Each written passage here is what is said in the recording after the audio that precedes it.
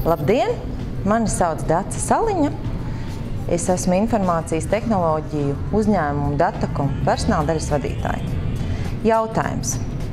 Vai mēs kā vadītāji esam gatavi uzņemties atbildību par darbinieku garīgo labklājību?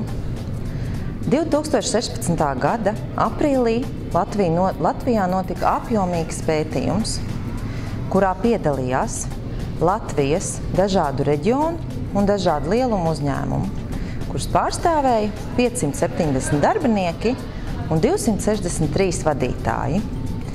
Pētījuma mērķis bija noskaidrot, vai apzinoties individuālās darbinieku vērtības, mēs varam paaugstināt darbinieku garīgo labklājību un vai vērtību orientēta personāla vadība kopumā pozitīvi ietekmē darbinieku garīgo labklājību.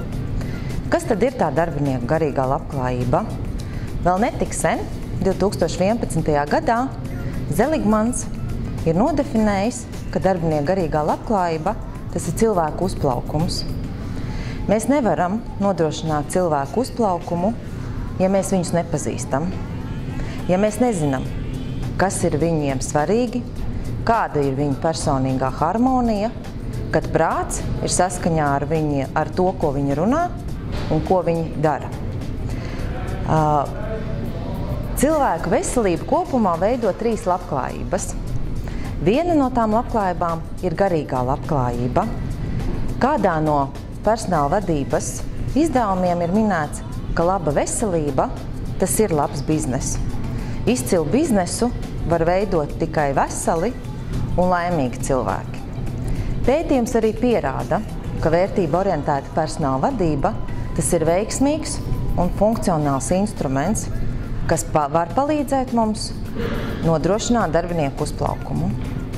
Par visu sīkāk kongresā 27. septembrī. Uz tikšanos! Konfin piedāvā lielāko personāla un darba tiesību konferenci Latvijā, piepildītu ar praktiskām atziņām. Vairāk nekā 40 prominentu ekspertu un 500 dalībnieku. Plašāka informācija pieejama personālskonference.lv.